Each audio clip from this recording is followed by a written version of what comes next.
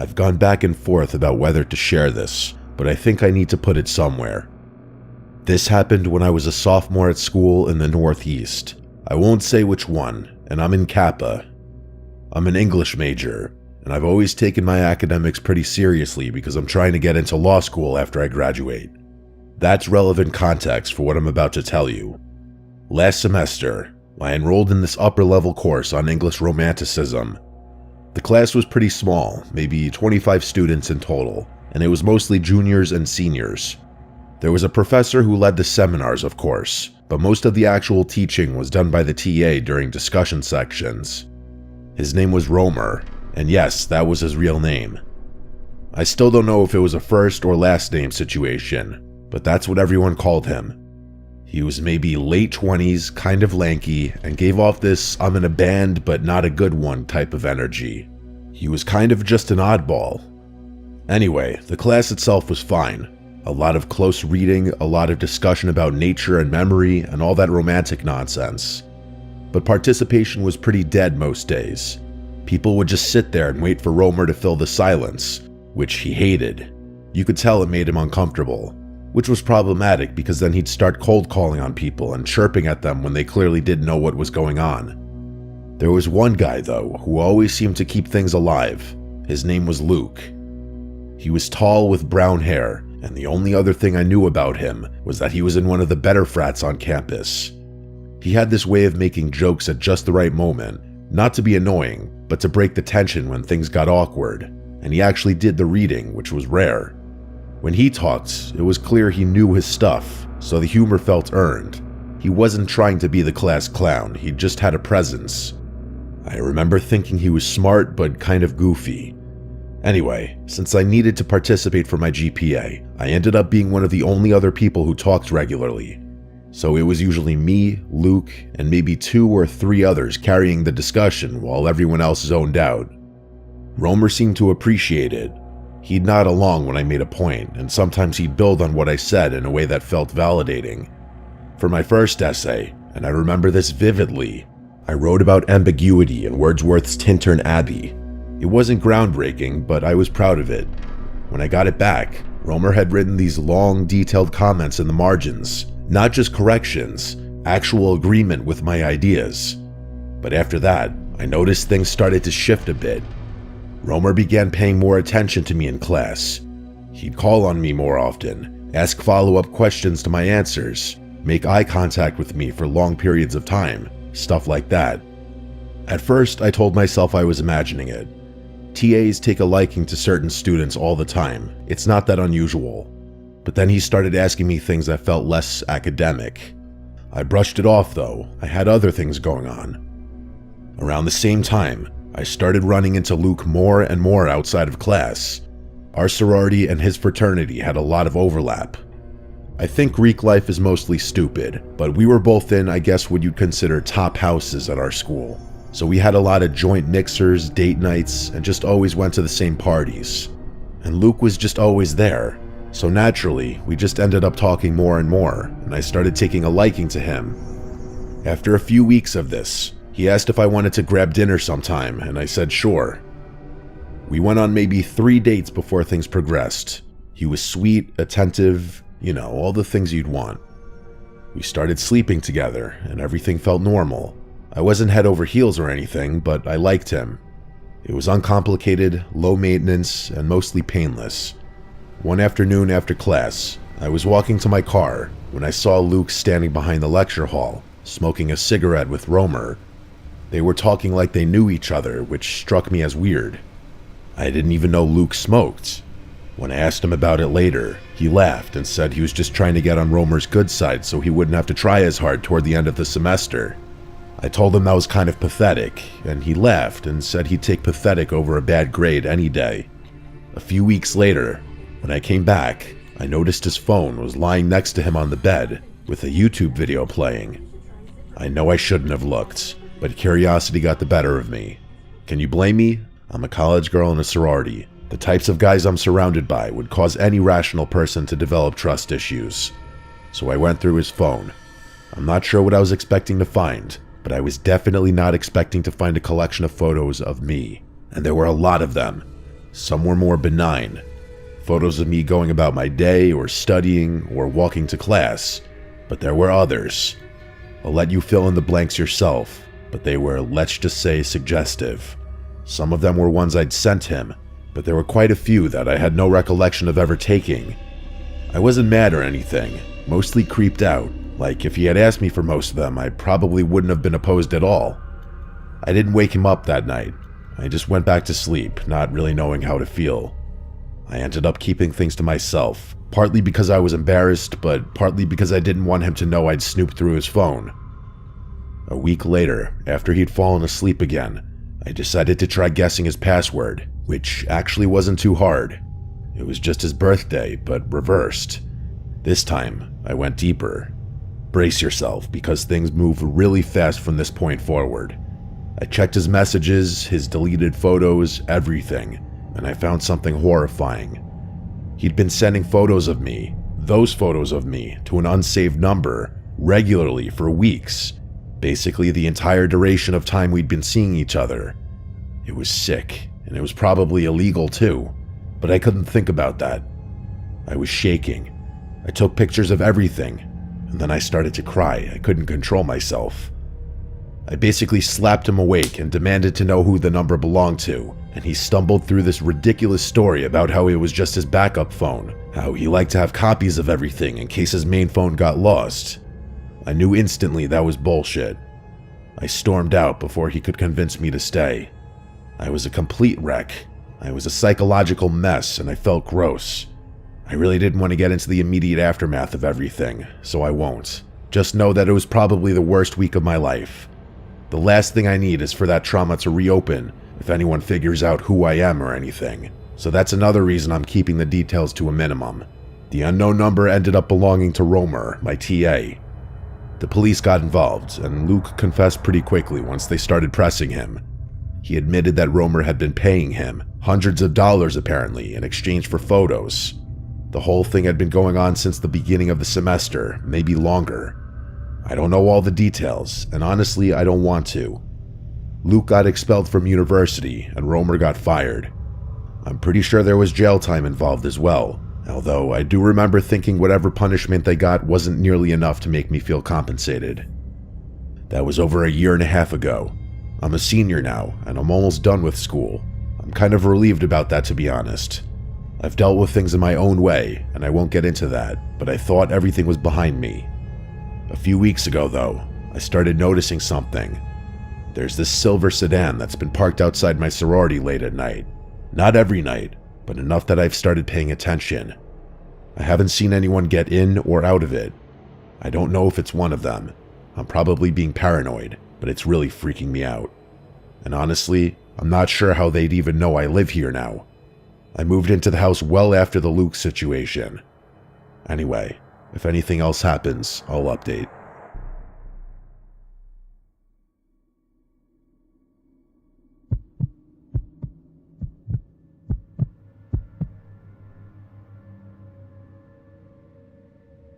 This happened like 2 weeks ago. I'm still not fully over it, but I need to get it out there because keeping it to myself is driving me insane. My name is Mike, but everyone calls me Mikey. I'm 22, and I'm still living with my parents in Northern California. And before you ask, no, it's not the California you're picturing.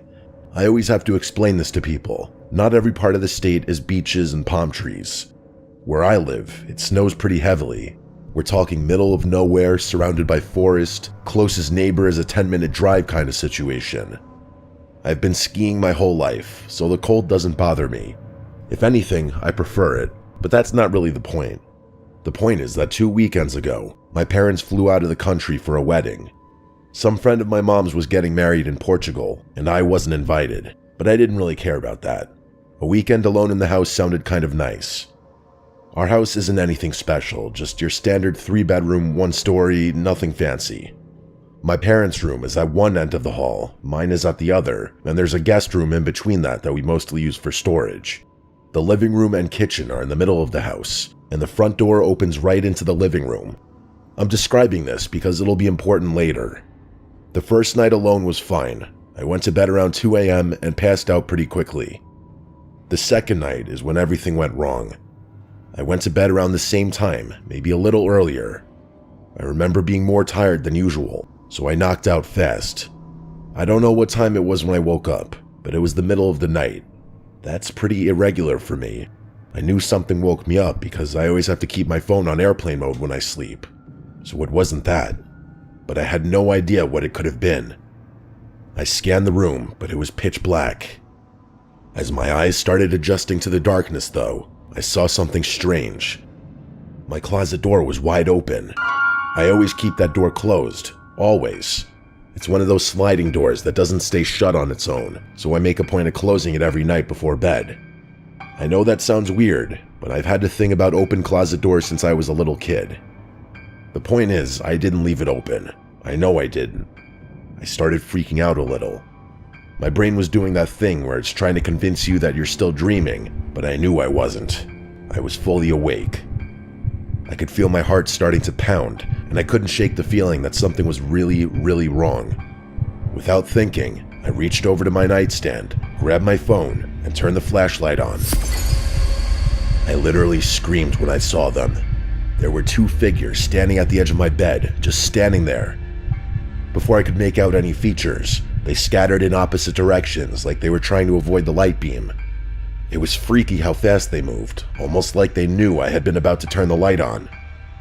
I started flailing my phone around, trying to keep it on them, but they were too quick. I heard something clatter to the floor, but I didn't have time to process it. I just started screaming. I don't even know what I was screaming. I think I was just making noise out of pure panic. The two figures bolted from my bedroom door. I heard their footsteps pounding down the hallway, and I started chasing them before I could have a second thought. By the time I got out of bed and made it to the hall, though, I heard the front door slam. I ran to the living room, but they were already gone. I stood there in the living room for I don't even know how long. My hands were shaking, and I was just trying to focus on catching my breath. The moment I regained my composure, I ran back to my room, locked the door, and called 911. While I was waiting for the police in the safety of my locked room, I finally turned the light back on. That's when I looked down at the floor by the edge of my bed and saw what had clattered during the commotion. It was one of my mom's kitchen knives. I almost threw up. I'm not kidding. Those people had been standing over me with a knife while I was sleeping. If I hadn't woken up when I did, I don't even want to think about what would have happened. I probably wouldn't have woken up. The police showed up maybe 20 minutes later. They searched the entire property, but there was no sign of anyone, of course. They took my statement, asked me a bunch of questions, and then one of the officers told me I must have forgotten to lock the front door. I told him I remembered locking it, but he just kind of shrugged and said that was the only explanation, being as there were no signs of forced entry, and every other door and window throughout the entire house was locked. The only thing that even could have been unlocked was the front door. I accepted that and watched them leave, but I knew I locked the front door. Fast forward through the nonsense of my parents getting home the next day and scolding me all over again for forgetting to lock the front door. There's no need to get into that. It's been 2 weeks now, and I still don't have an explanation. Forget whether the door had been locked or not. Why the hell were two people in my room with a knife? Just rob the place. It's not like I would have noticed them come and go. At first, I thought whoever broke into my house that night might have known my parents were out of the country, but now I'm starting to doubt that theory, because I have trouble believing standard thieves would go out of their way to kill someone.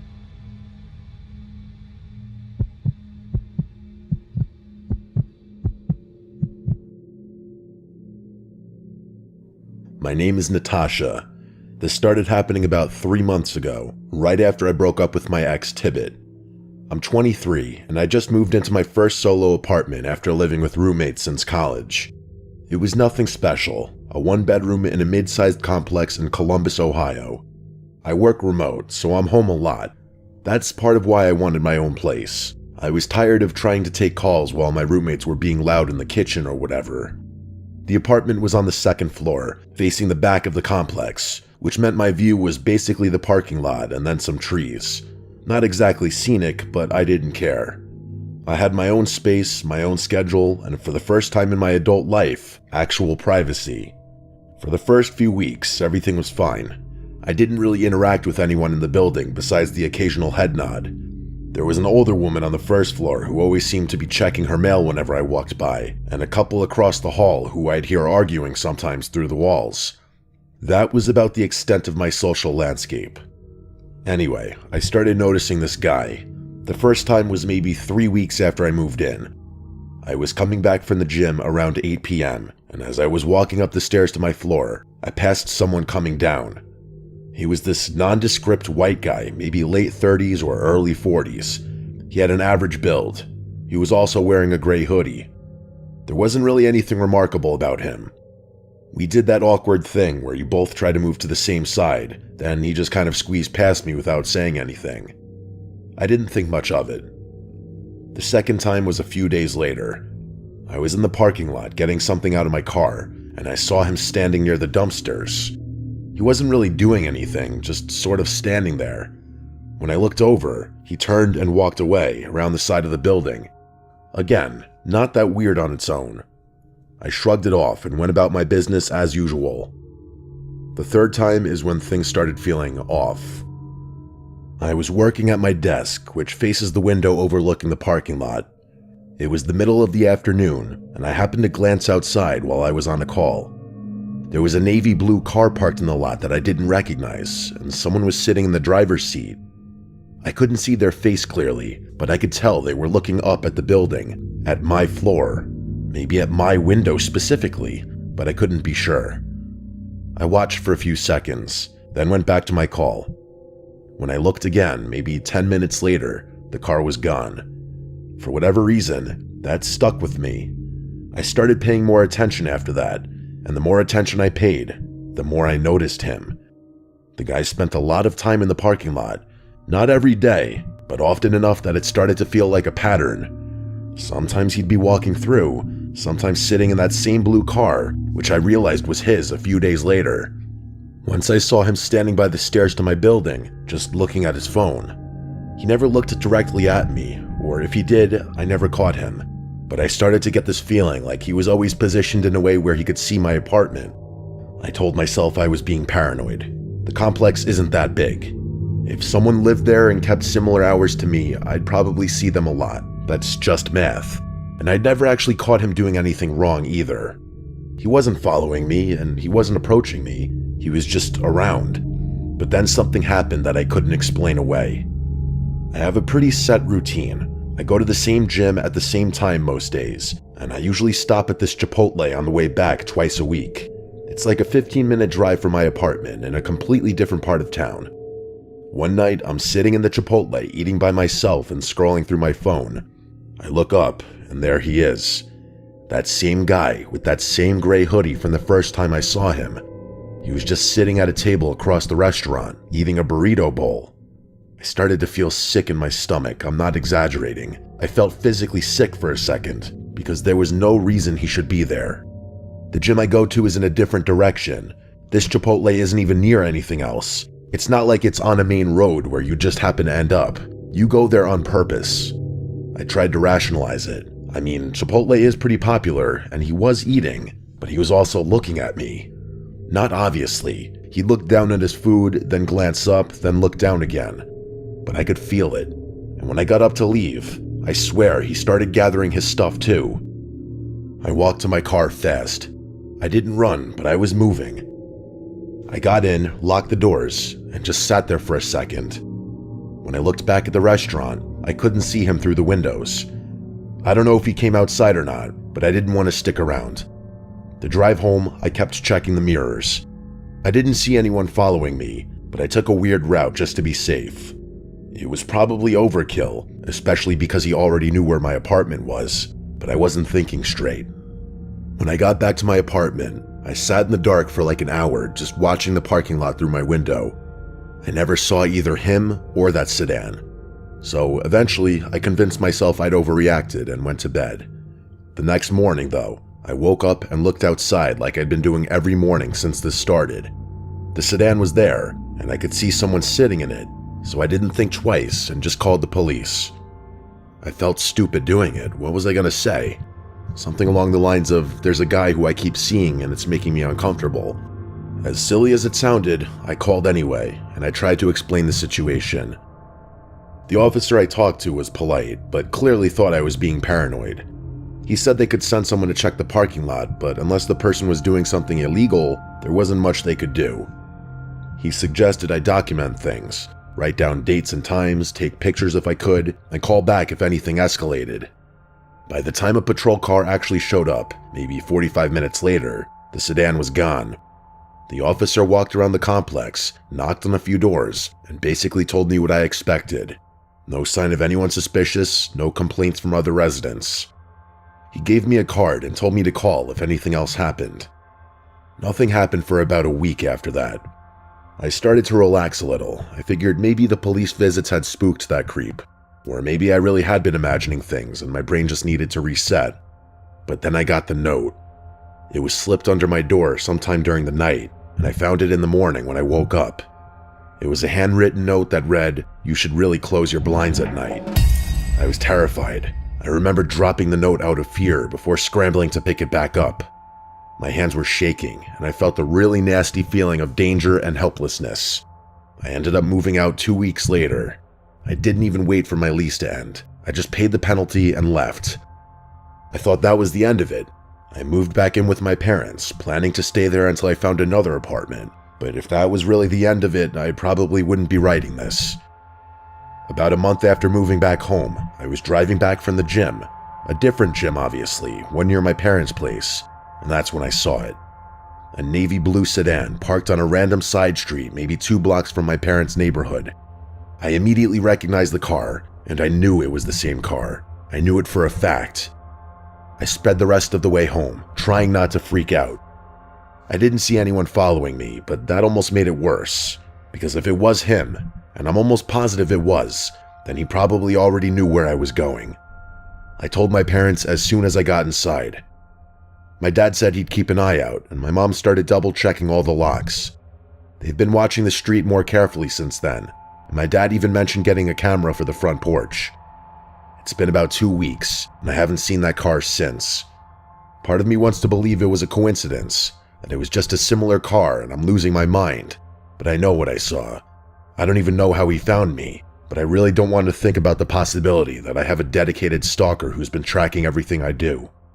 I'm quite honestly scared to do anything that involves leaving the house. I'm debating getting the police involved again, but there's not much I'd be able to even tell them. Hopefully this story needs no updates.